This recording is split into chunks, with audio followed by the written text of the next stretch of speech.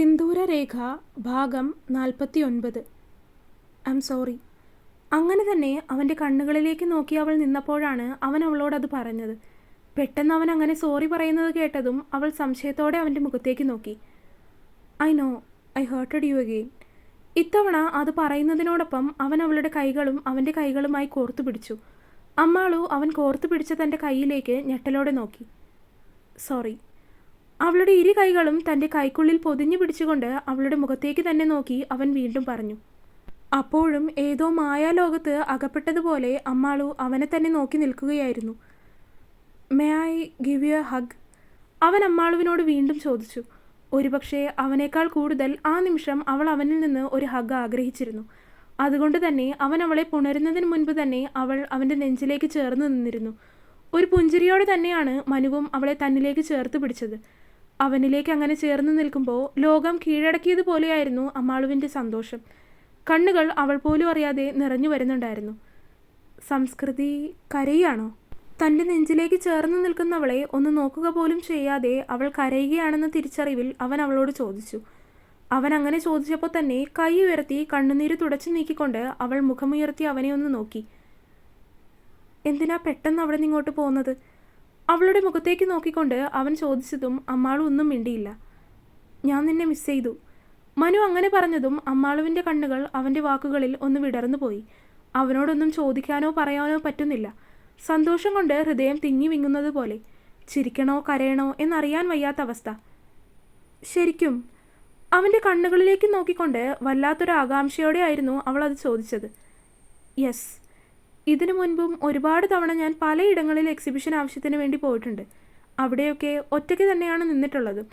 പക്ഷേ ഈ തവണ നീ കൂടെ ഉണ്ടായപ്പോഴും എനിക്ക് കുഴപ്പമൊന്നും ഉണ്ടായിരുന്നില്ല. But when you left me this time എനിക്ക് നിന്നെ ശരിക്കും മിസ് ചെയ്തു. അവളുടെ മുന്നിലേക്ക് വീണ് കിടക്കുന്ന മുടിയിഴകൾ ചെവിയുടെ പിന്നിലേക്ക് മടക്കി വെച്ചുകൊണ്ട് അവൻ പറഞ്ഞതും അമ്മാളു അവൻ്റെ മുഖത്തേക്ക് തന്നെ കൗതുകത്തോടെ നോക്കി നിന്നു. എന്നിട്ട് ഞാൻ അവിടെ ഉള്ളപ്പോൾ എന്നെ ഒന്നും മൈൻഡ് പോലും ചെയ്തില്ലല്ലോ. പക്ഷേ അത് പറഞ്ഞു കഴിഞ്ഞ് അടുത്ത നിമിഷമാണ് അവിടെ വെച്ചുണ്ടായ കാര്യങ്ങളൊക്കെ അമ്മാളു പതിയെ ഓർത്തെടുത്തത്. അതോർത്തപ്പോൾ തന്നെ അവളുടെ മുഖം പരിഭവത്തോടെ കൂർത്തു. ഞാൻ മൈൻഡ് ചെയ്തില്ലെന്നോ? അതെ, മനുവേട്ടൻ എന്നെ മൈൻഡ് ചെയ്തില്ല. വെയിറ്റ്, ഞാൻ എത്ര തവണ നിന്നോട് സംസാരിക്കാൻ ശ്രമിച്ചു. അപ്പോഴേക്കും നീയാ എന്നെ അവോയ്ഡ് ചെയ്ത് സംസാരിക്കാതിരുന്നത്. അവൻ തിരികെ പറഞ്ഞതും അടുത്ത നിമിഷം തന്നെ അവൾ അവനിൽ നിന്ന് അകന്നു മാറി. ഇത്രയും നേരം ഉണ്ടായിരുന്നത് പോലെ ആയിരുന്നില്ല. നിമിഷ നേരം കൊണ്ട് അവളുടെ മുഖം ആകെ പരിഭവം കൊണ്ട് വീർത്തു വന്നു. അപ്പോൾ നിങ്ങൾ എന്നോട് ചെയ്തതിന് കുഴപ്പമില്ലേ? അതിന് ഞാനെന്ത് ചെയ്തു? മനുവേട്ടന് പനിയായിട്ട് ഒരു തവണ എന്നെ വിളിക്കാൻ തോന്നിയോ? എന്നെ ഒന്ന് വിളിച്ച് സംസാരിച്ചിരുന്നെങ്കിൽ ഞാൻ അപ്പോൾ തന്നെ അങ്ങോട്ട് വരുമായിരുന്നില്ലേ? അതെങ്ങനെയാണ്? ഞാനിപ്പോഴും അന്യയാണല്ലോ. അമ്മാളു അവനിന്ന് മുഖം വെട്ടിച്ചുകൊണ്ട് പറഞ്ഞു. ഞാനൊന്ന് പറയട്ടെ? വേണ്ട മനുവേട്ടാ, അതിനെ വല്ലാതെ ഹേർട്ട് ചെയ്തു. എന്തൊക്കെയായാലും നിങ്ങൾക്ക് എന്നെ ഒന്ന് വിളിക്കായിരുന്നു അന്നേരം. നിനക്ക് എന്നെയും വിളിക്കായിരുന്നല്ലോ, എന്നിട്ട് നീ എന്നെ വിളിച്ചില്ലല്ലോ. അതിന് സാധാരണ നിങ്ങൾ ഇങ്ങോട്ടല്ലേ എന്നെ വിളിക്കാറുള്ളത്. തിരക്കായിരിക്കുമെന്ന് കരുതിയല്ലേ ഞാൻ അങ്ങോട്ട് വിളിച്ച് ശല്യം ചെയ്യാതിരുന്നത്. ഇനി ഞാനൊരു കാര്യം പറയട്ടെ? പറയ്. അന്ന് ഞാൻ എക്സിബിഷൻ നടക്കുന്ന സ്ഥലത്തേക്ക് പോയപ്പോൾ എൻ്റെ ഫോൺ എടുത്തിട്ടുണ്ടായിരുന്നില്ല. ഫോൺ നമ്മുടെ റൂമിൽ കിടക്കുന്നുണ്ടായിരുന്നു. അത് പറഞ്ഞപ്പോഴും അമ്മാളും അവനെ സംശയത്തോടെ നോക്കുകയാണ് ചെയ്തത്. അങ്ങനെയാണെങ്കിലും ഓക്കെ. ഞാൻ കരുതിയത് നിങ്ങൾ എന്നോട് മനഃപൂർവ്വം പറയാതിരുന്ന് എന്നെ അവോയ്ഡ് ചെയ്തതാണെന്നാ. ഈ നിങ്ങൾ വിളി നിർത്താൻ ഞാൻ ഒരു തവണ പറഞ്ഞതാ. അത് സംസാരിക്കുമ്പോൾ ഇങ്ങനെ അറിയാതെ വന്നു പോകുന്നതാ. അവനതിന് ഒന്ന് അമർത്തി മൂളി. അല്ല, മോൾ അമ്മയോടും ഉണ്ണിയോടൊക്കെ എന്താ പറഞ്ഞത്? അത് ചോദിച്ച് മനു വീണ്ടും അവളുടെ അടുത്തേക്ക് നടന്നു വന്നു. ഞാനെന്ത് പറയാൻ? അവൻ്റെ നോട്ടവും തൻ്റെ അരികിലേക്കുള്ള നടന്നുവരവും ഒക്കെ കണ്ടതും അമ്മാളും ആകെ പതറിപ്പോയി. ഞാൻ നിൻ്റെ വീട്ടിൽ വന്ന് വിളിച്ചാലും മാത്രമേ ഇങ്ങോട്ട് വരുള്ളൂ എന്ന് പറഞ്ഞില്ലേ? പറഞ്ഞു. വാശിയായിരുന്നോ? അതെ. അവളും അവൻ്റെ കണ്ണുകളിലേക്ക് നോക്കിക്കൊണ്ട് മറുപടി കൊടുത്തു. എന്നിട്ട് പിന്നെന്താണാവോ ഉണ്ണിയും അമ്മയും വന്ന് വിളിച്ചപ്പോൾ തന്നെ കൂടെ പോന്നത്? അത് അവൻ കളിയാക്കുന്ന രീതിയിലായിരുന്നു അവളോട് ചോദിച്ചത്. അതോ? അത് അമ്മ വിളിച്ചതുകൊണ്ട് മാത്രം വന്നതാണ്. ശരി ശരി. അതും അവൻ അവളെ കളിയാക്കുന്ന രീതിയിലാണ് മറുപടി പറഞ്ഞത്. തിരിച്ചു പറയാൻ മറുപടിയൊന്നും ഇല്ലാത്തത് കൊണ്ട് അമ്മാളും അവനെ നോക്കി മുഖം ചൊളിച്ചു. അല്ല, മനുവേട്ടന് ഹൈദരാബാദിൽ എക്സിബിഷൻ കഴിഞ്ഞോ? അവൾ നിങ്ങളെന്ന് വിളിച്ച് സംസാരിക്കാൻ തുടങ്ങിയപ്പോൾ തന്നെ മനു അവളെ ഒന്ന് നോക്കിയതും അവൾ തിരുത്തി പറഞ്ഞു. ഇല്ല, അതിന് 2 ദിവസത്തിനുള്ളിൽ വൈൻഡപ്പ് ചെയ്യണം. അവിടെ നിന്ന് നേരെ വിശാഖപട്ടണത്ത് ഒരു എക്സിബിഷൻ തുടങ്ങാനാണ് കരുതിയിരിക്കുന്നത്. അപ്പോൾ ഇനിയും അങ്ങോട്ട് പോകേണ്ടി വരുമോ? യെസ്, 2 ആഴ്ച കഴിഞ്ഞ് അങ്ങോട്ട് പോകേണ്ടി വരും. ഞാനും വരട്ടെ? ഇടം കണ്ടിട്ട് അവനെ നോക്കിക്കൊണ്ട് അവൾ ചോദിച്ചു. എന്തിനാ? എന്നിട്ട് കുറച്ച് ദിവസം കഴിയുമ്പോൾ അവിടെ നിന്ന് വഴക്കിട്ട് നാട്ടിലേക്ക് പോകാനാണോ? അവളെ നോക്കി അല്പം ഗൗരവത്തിൽ അവൻ ചോദിച്ചതും അമ്മാളു അവനെ നോക്കി മുഖം ചുളിച്ചു കാണിച്ചു. 1ഉം 2ഉം ഒക്കെ പറഞ്ഞു കഴിഞ്ഞ് നല്ല രീതിയിൽ ഉറക്കക്ഷീണം തോന്നിയത് കൊണ്ട് 2 പേരും കട്ടിലിലേക്ക് കിടന്നു. മനുവിന് യാത്രയൊക്കെ കഴിഞ്ഞ് വന്നതുകൊണ്ട് ഉറക്കം വരുന്നുണ്ടായിരുന്നു. പക്ഷേ അമ്മാളു വൈകുന്നേരമൊക്കെ നല്ല രീതിയിൽ കിടന്നുറങ്ങിയത് കൊണ്ട് അവൾക്ക് പെട്ടെന്ന് കിടന്നിട്ട് ഉറക്കം വരുന്നുണ്ടായില്ല. മനുവേട്ടാ. ഇരുവരും കട്ടിലിൻ്റെ 2 അറ്റത്തായിട്ടാണ് കിടക്കുന്നത്. അതിനിടയിൽ അവൾ അവൻ്റെ നേരെ ചരിഞ്ഞു കിടന്നുകൊണ്ട് അവനെ വിളിച്ചു. അവൾ വിളിച്ചതിന് അവനൊന്ന് മൂളി. ഞാനൊരു കാര്യം ചോദിക്കട്ടെ? അമ്മാള് മുഖവരയോട് ചോദിച്ചു തുടങ്ങിയതും മനു അവൾക്ക് നേരെ തിരിഞ്ഞു. മനുവേട്ടൻ ആരെങ്കിലും പ്രണയിച്ചിട്ടുണ്ടോ? പെട്ടെന്ന് അമ്മാളു അങ്ങനെ ചോദിച്ചതും അത്രയും നേരം കണ്ണടച്ച് തന്നെ കിടന്നുകൊണ്ട് അവളെ ശ്രദ്ധിച്ചു കേട്ടിരുന്നവൻ അവളെ കണ്ണു തുറന്നു നോക്കി. എന്താ ഇപ്പോൾ അങ്ങനെ ചോദിക്കാൻ?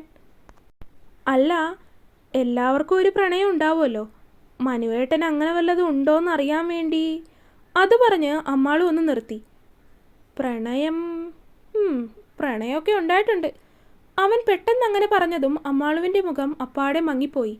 അവനോടങ്ങനെ ചോദിക്കുമ്പോഴും അവൻ ഇല്ലെന്ന് പറയും എന്നായിരുന്നു അവൾ കരുതിയിരുന്നത്. ആരോടാണ്? പ്രണയം ആർക്ക് വേണമെങ്കിലും ആരോട് വേണമെങ്കിലും തോന്നാമല്ലോ. അങ്ങനെ എപ്പോഴൊക്കെയോ തോന്നിപ്പോയൊരിഷ്ടം. മനു ഓരോന്നൊക്കെ പറഞ്ഞ് തൻ്റെ ചോദ്യത്തിൽ നിന്ന് ഒഴിഞ്ഞു മാറുകയാണ് എന്ന് തോന്നി അവൾക്ക്. ശരിക്കും ഇഷ്ടമായിരുന്നോ? അമ്മാളു ശബ്ദത്തിൽ ഇടർച്ച വരാതെ അവനോട് ചോദിച്ചു. നിനക്ക് എന്നെ ഇഷ്ടമല്ലേ? ഒരു നിമിഷം അവൻ്റെ ചോദ്യത്തിൽ അമ്മാളു നിശബ്ദമായി. ഇപ്പോൾ എൻ്റെ മനസ്സിൽ പ്രണയമില്ല സംസ്കൃതി. ഇനി അതിനെക്കുറിച്ച് വെറുതെ ആലോചിച്ച് തലപൊക്കേണ്ട. അവളുടെ സ്വഭാവം അറിയാവുന്നത് കൊണ്ട് തന്നെ അവൻ കൂട്ടിച്ചേർത്തു. കുറച്ചു നേരം കഴിഞ്ഞതും അവൻ്റെ അനക്കമൊന്നും സംസാരവും ഒന്നും കേൾക്കാതെ വന്നതും അവൻ ഉറങ്ങിയെന്ന് അമ്മാളുവിന് മനസ്സിലായി. എങ്കിലും അവൻ പറഞ്ഞ കാര്യത്തെക്കുറിച്ച് തന്നെ ആലോചിച്ച് കിടക്കുമായിരുന്നു അമ്മാളു. അവനൊരു പ്രണയം ഉണ്ടായിരുന്നു എന്ന് പറഞ്ഞു കേട്ടപ്പോൾ തന്നെ അവളുടെ ഉറക്കം നഷ്ടപ്പെട്ടു. അല്ലെങ്കിൽ തന്നെ ഉറക്കം വരുന്നുണ്ടായില്ല. ഇപ്പോൾ ഇതുകൂടി ആയപ്പോൾ ഉറക്കം കണ്ടം വഴി ഓടിയെന്ന് പറയാം. നിനക്ക് എന്തിൻ്റെ കേടായിരുന്നു സംസ്കൃതി? ഒന്നും ചോദിക്കാതെ മര്യാദയ്ക്ക് എവിടെയെങ്കിലും കിടന്നുറങ്ങിയാൽ മതിയായിരുന്നു. തിരിഞ്ഞും മറിഞ്ഞും കിടന്നിട്ട് ഉറക്കം വരാതെ ആയതും അവൾ ഇങ്ങനെയൊക്കെ ആലോചിച്ചുകൊണ്ടിരുന്നു. പിറ്റേ ദിവസം അമ്മാൾ ഉണരുമ്പോൾ മനു എഴുന്നേറ്റ് പോയിട്ടുണ്ട്. കുളിച്ചു കഴിഞ്ഞ് താഴേക്കിറങ്ങി വന്നപ്പോൾ ആദ്യം കണ്ടത് ഉണ്ണിയാണ്. അവളെ കണ്ടപ്പോൾ തന്നെ ഉണ്ണി അവളെ നോക്കി കളിയാക്കുന്ന രീതിയിലൊന്ന് ചിരിച്ചു. എന്താണ് ഏട്ടത്തി, ഉറക്കമൊക്കെ കഴിഞ്ഞോ? കളിയാക്കും പോലെ അവൻ ചോദിച്ചതും അവൾ അവനെ നോക്കി അതുപോലെ തന്നെ ചിരിച്ച് അവൻ്റെ അടുത്തേക്ക് വന്നിരുന്നു. ഉണ്ണിയേട്ടന് ഏട്ടം വരുന്നത് അറിയായിരുന്നു അല്ലേ? അവൾ അവനെ കണ്ണു കൂർപ്പിച്ച് നോക്കി. എനിക്കറിയില്ലായിരുന്നു. അവൻ കൈയൊഴിഞ്ഞു. അപ്പോഴേക്കും ജോഗിംഗ് ഒക്കെ കഴിഞ്ഞ് മനു തിരികെ വന്നിട്ടുണ്ടായിരുന്നു. അവൻ അകത്തേക്ക് കയറി വന്നതും അത്രയും നേരം ഓരോന്നൊക്കെ പറഞ്ഞിരിക്കുകയായിരുന്നു ഉണ്ണിയും അമ്മാളുവും ഒന്നടങ്ങി. നിനക്കിന്ന് ഹോസ്പിറ്റലിൽ പോകണ്ടേ? മുകളിലേക്ക് കയറുന്നതിനിടയിൽ അവൻ ഉണ്ണിയോട് ചോദിച്ചു. ഉണ്ട്, പോണം. അതിനൊന്ന് മൂളിക്കൊണ്ട് അവൻ തിരികെ മുകളിലേക്കുള്ള പടികൾ കയറി. ദിവസങ്ങൾ പതിയെ കഴിഞ്ഞു പോയി. അന്ന് അമ്മയോട് പറഞ്ഞു കഴിഞ്ഞതിന് ശേഷം പിന്നീട് അനവധി അമ്മാളുവിനെ വിളിച്ചിട്ടില്ല. അതുകൊണ്ട് നാട്ടിൽ വന്നിട്ടും അമ്മാളു അവളെക്കുറിച്ച് അമ്മയോട് ചോദിക്കാനും നിന്നില്ല. അങ്ങനെ ഒരാഴ്ചയ്ക്ക് ശേഷം അമ്മാളുവും മനുവും വിശാഖപട്ടണത്തേക്ക് പോകാനിരിക്കുവാണ്. 1 മാസം അടുത്താണ് എക്സിബിഷൻ ഉണ്ടാവുക. അമ്മാളു 2 ആഴ്ച കഴിയുമ്പോൾ തന്നെ തിരികെ വരും. കാരണം അപ്പോഴേക്കും അവളുടെ കോളേജ് റീഓപ്പൺ ആവാനുള്ള സമയമാകും. അങ്ങനെ ഒരു ദിവസം മനു മുറിക്കുള്ളിലാണ്. അമ്മാളു ചെടിയൊക്കെ നനച്ചുകൊണ്ടിരിക്കുന്ന അമ്മയുടെ പിന്നാലെ ഓരോന്നൊക്കെ പറഞ്ഞ് നടക്കുന്നുണ്ട്. ഉണ്ണി ഹോസ്പിറ്റലിലേക്ക് പോയി. അങ്ങനെ 2 പേരും മുറ്റത്ത് നിൽക്കുന്ന സമയമാണ് പെട്ടെന്നൊരു കാർ അങ്ങോട്ട് വന്ന് നിന്നത്. മാണിക്യശ്ശേരി. അമ്മാളു കാറിന് മുന്നിൽ എഴുതി വെച്ചിരിക്കുന്നത് ഒന്ന് വായിച്ചു. നിമിഷ നേരം കൊണ്ട് അവളുടെ ഉള്ളിൽ ഒരുപാട് കാര്യങ്ങൾ മിന്നിമാഞ്ഞു. അതിൽ ഏറ്റവും മുന്നിലേക്ക് വേഗത്തിൽ തെളിഞ്ഞു വന്നത് ഒരു ദിവസം രാത്രി അടികൊണ്ട് അവശനായി വീട്ടിലേക്ക് വന്ന അച്ഛനെയാണ്. അതോർത്തതും അവളുടെ മുഖം ഒന്ന് കനത്തു. തൻ്റെ തറവാട്ടിൽ നിന്നാണ് വന്നിരിക്കുന്നത് എന്ന് മനസ്സിലായപ്പോൾ ശ്രീകുമാരി നേരെ കാറിൻ്റെ അടുത്തേക്ക് നടന്നു. തുടരും. അപ്പോൾ വീഡിയോ കണ്ടവരെല്ലാവരും വീഡിയോ ലൈക്ക് ചെയ്യുക. നിങ്ങളുടെ അഭിപ്രായങ്ങൾ എന്തായാലും അത് കമൻ്റായിട്ട് അറിയിക്കുക. ചാനൽ സബ്സ്ക്രൈബ് ചെയ്യാത്തവരൊക്കെ സബ്സ്ക്രൈബ് ചെയ്യുക. അടുത്ത പാർട്ടായിട്ട് നാളെ വരാം. ബൈ.